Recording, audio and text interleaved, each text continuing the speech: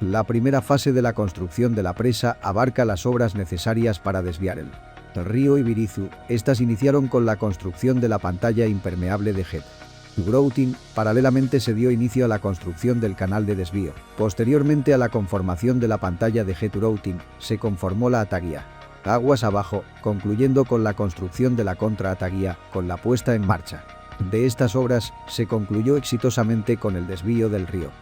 Para la primera etapa de excavación se ejecutó el estribo derecho, hasta la cota 2082.733, cota de fundación para el emplazamiento del canal de desvío, en el bloque 6 de la presa Sehuencas. Una vez concluido el desvío del río se prosiguió con la segunda etapa para la excavación de la presa Sehuencas, en la que se excavó el estribo izquierdo de la presa. Para la tercera etapa se excavó el cauce, en sentido de dirección de aguas arriba hacia aguas abajo.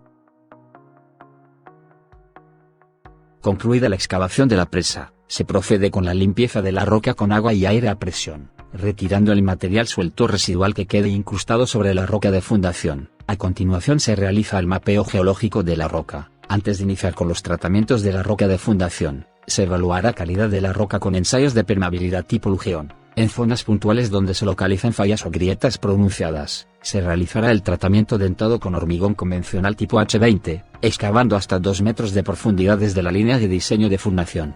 Paralelamente a los trabajos de vaciado de hormigón dentado, se ejecutan las inyecciones de consolidación en el cauce de la fundación. Las inyecciones serán realizadas desde la parte baja hacia la parte alta de la presa, conforme se vaya avanzando con la colocación del HCR.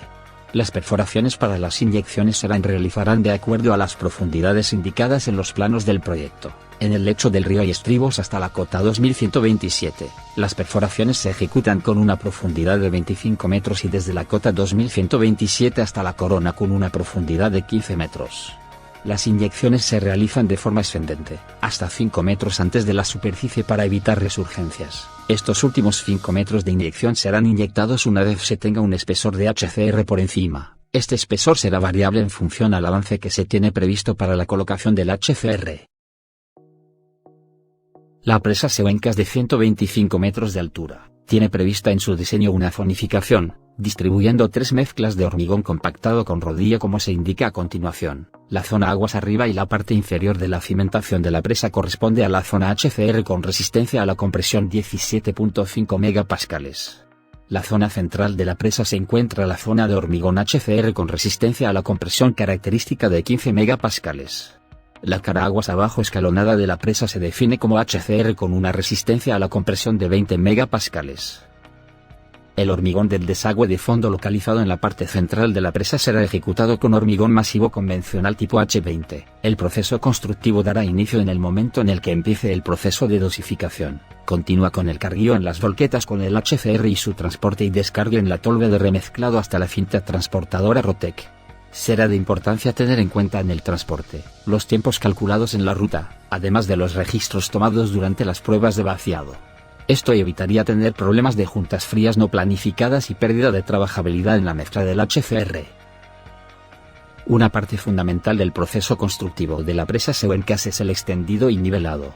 Una vez que el material sea depositado en el sitio de vaciado, se deberá controlar y realizar un buen extendido y nivelado utilizando un tractor bulldozer, como se indica en las especificaciones técnicas en el numeral 4.7.6.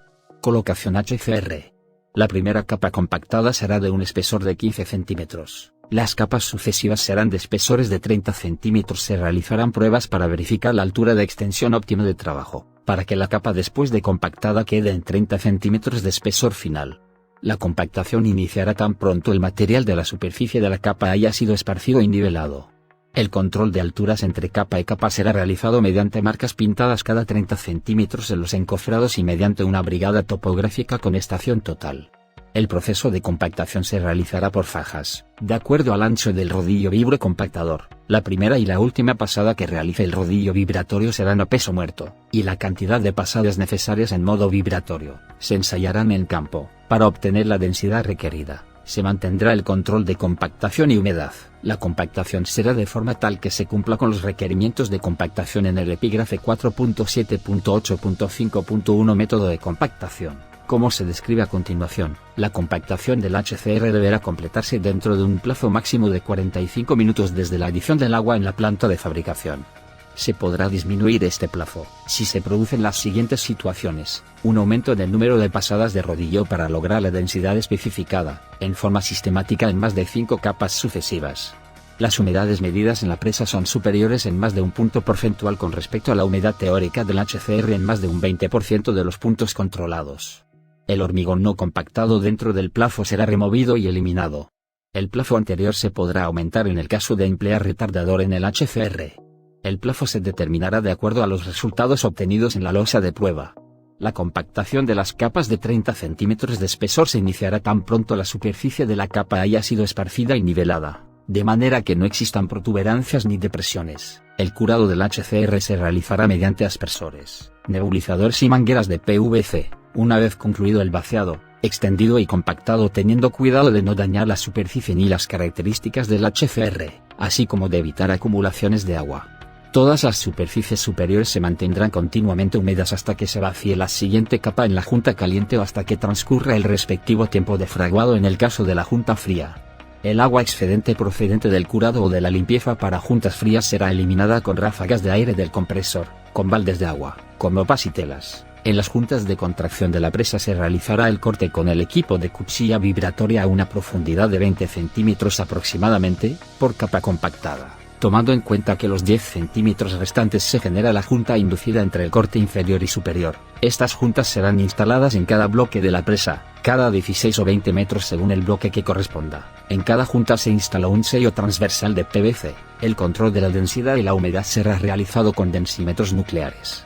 En obra se tomarán mínimo 3 puntos por faja para lecturas de densidad en cada tipo de hormigón compactado fresco y en cada capa, con un total de 9 puntos por capa. En 3 de estos puntos se tomarán lecturas a 5, 15 y 30 centímetros de profundidad. En los 6 restantes se tomarán lecturas únicamente a 30 centímetros de profundidad.